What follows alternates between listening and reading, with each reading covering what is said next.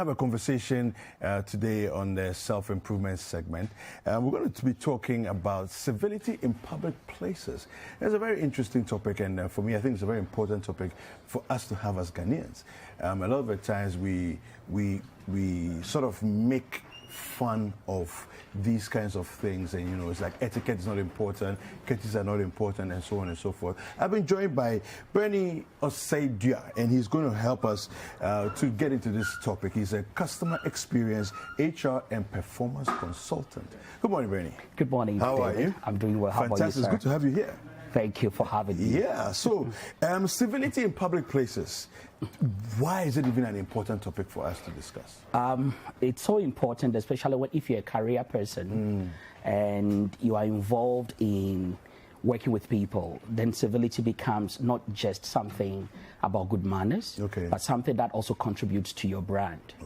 The truth about it is people see you before they hear you. And many times the kind of impressions they create or they form about you would influence what you do.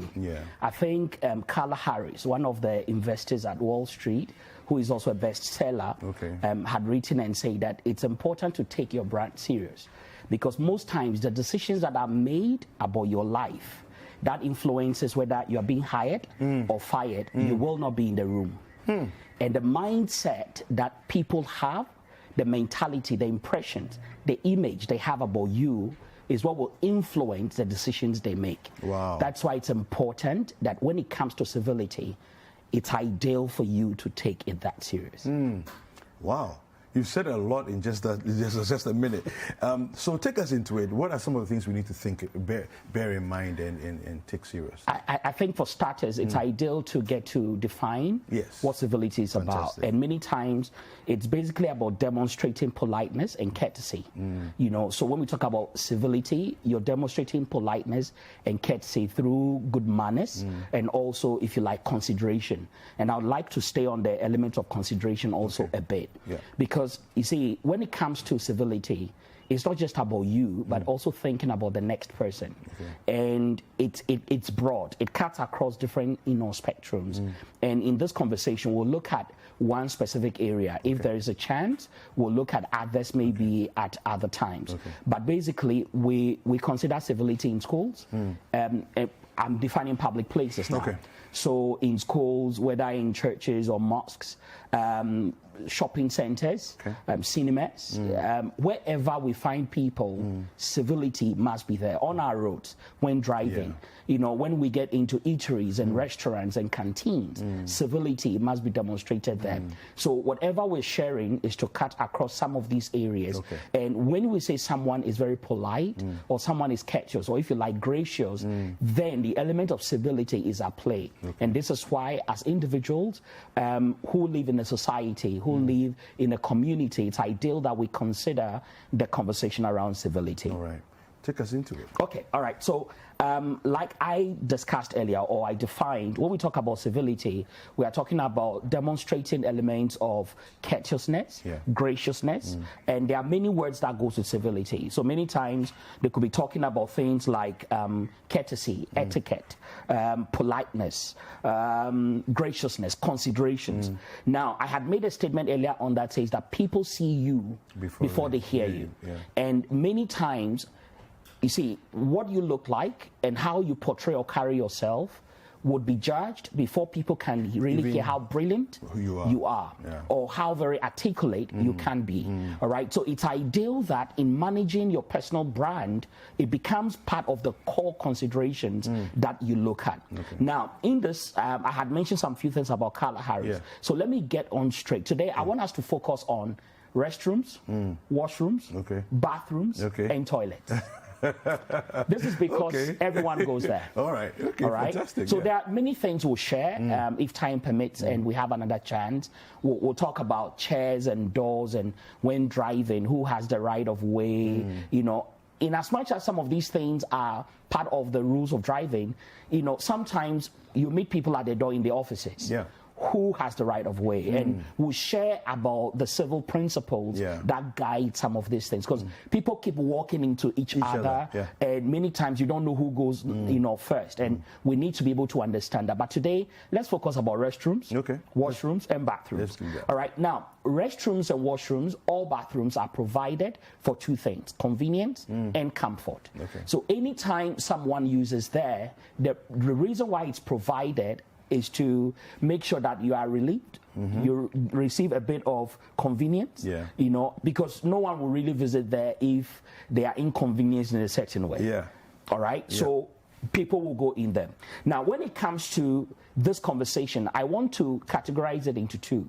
So they are the users, then the hosts, or if you like, the providers of restrooms. All right. Now let's focus first on the users.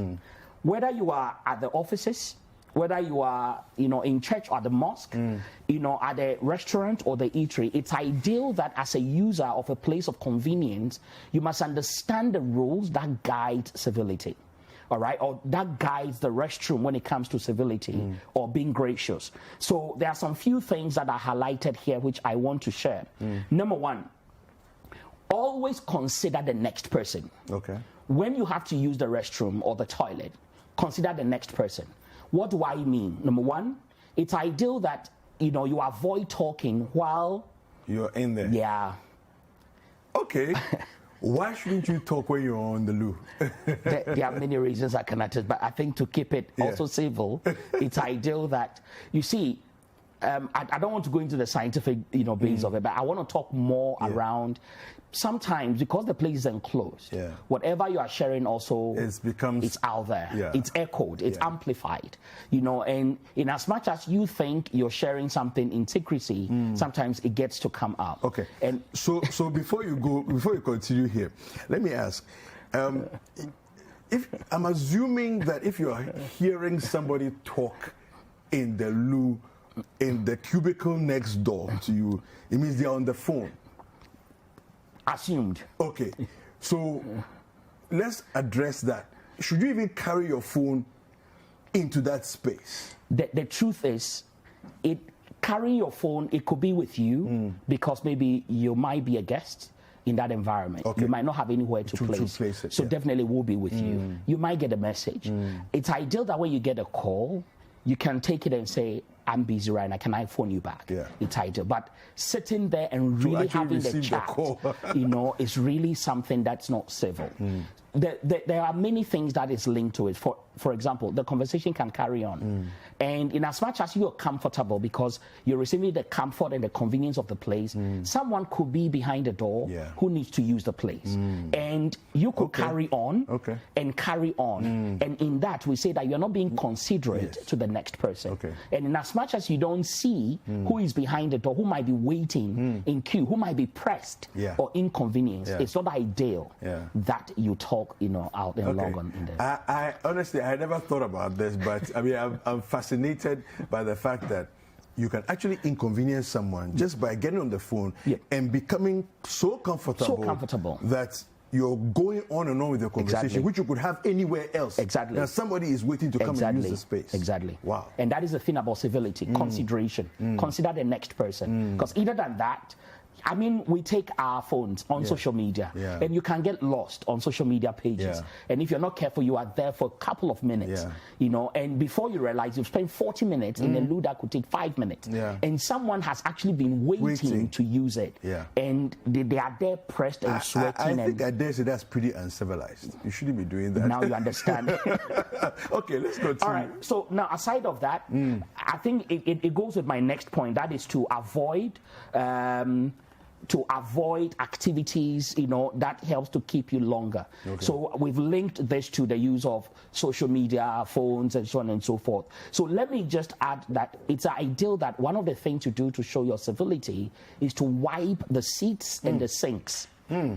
Wipe the seats and the sinks.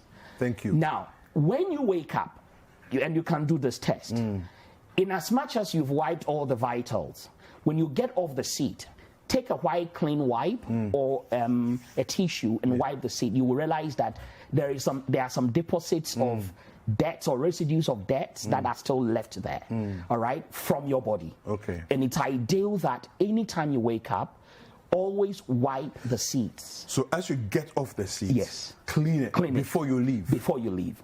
Wow. Before you leave. Okay. All right, because the whole idea is to keep it neat and clean for the next person. Yeah. All right, and that is the element of consideration and civility. All right, so clean it so that the next person that is coming can be able to use it. Many times, especially we men, I don't know, with our guns, so we saw our tomb, we shoot and we miss. And I mean, with a short target in a very short interval, I don't know how we miss. And when we say you are not being considerate, you see, women sit to pee. Yeah. Children touch the seats to get on, to do whatever they need to do. Yeah. Imagine leaving residues of my excretory on the seat and I walk away and a child comes in there. You're not being considerate. You're not being considerate. Yeah. And especially when we in the household or in the community, in an office space, when you have women who must sit to be able to do the things they do, then we say that you are not being civil. All right, so it's ideal, and this is especially to our men.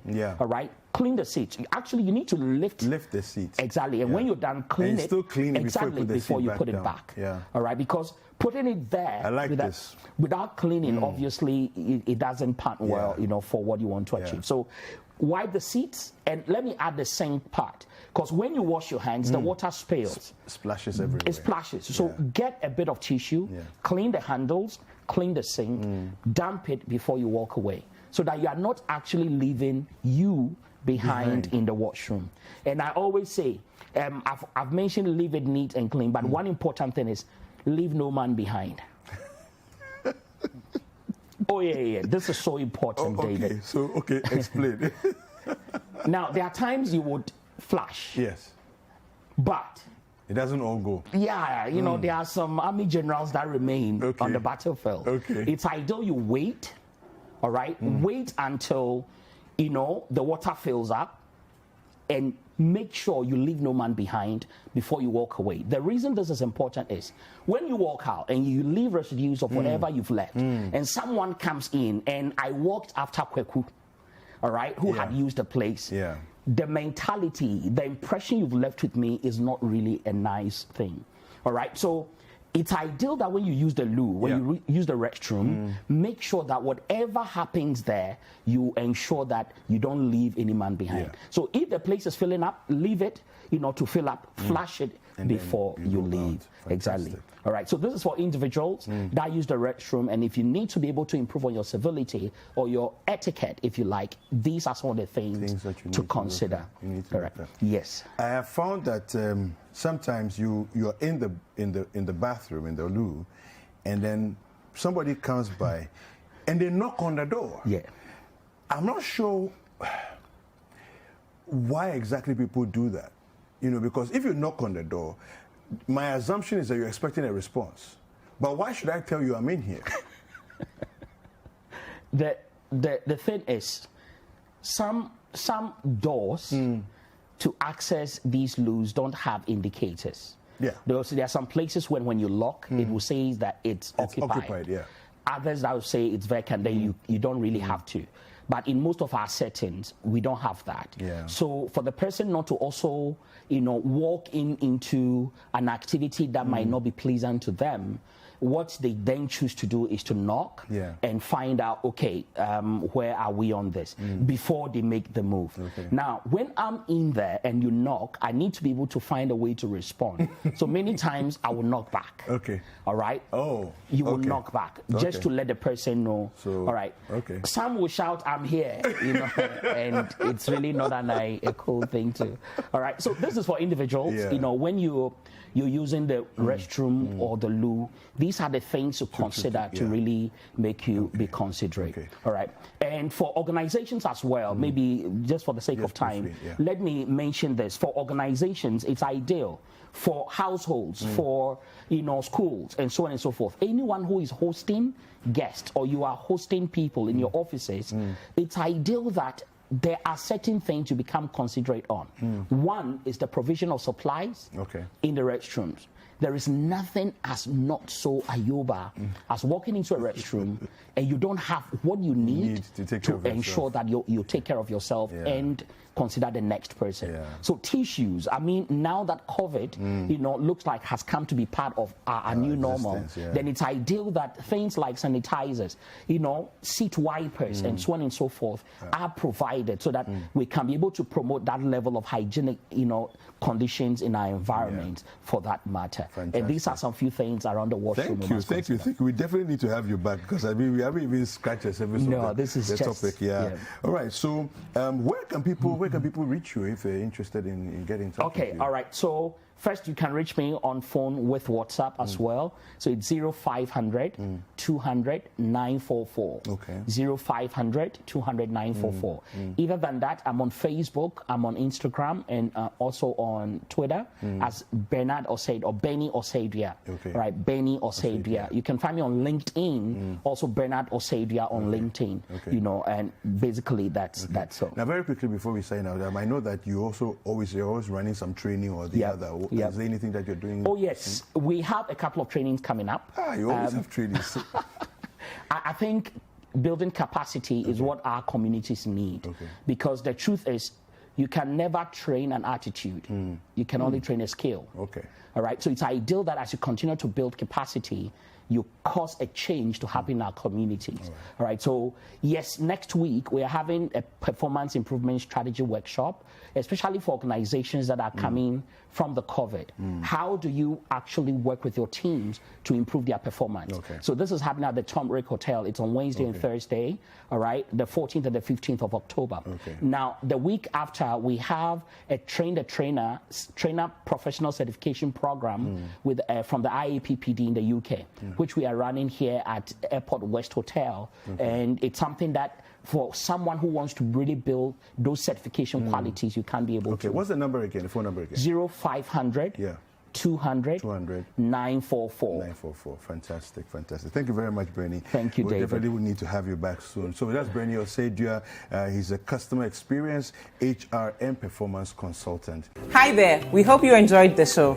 Make sure to subscribe, like, comment, and share with your friends. This is Breakfast Daily on City TV. Join the Breakfast Daily team Monday through Fridays from 7:30 a.m. to 10. Join us for breakfast daily, only on City TV.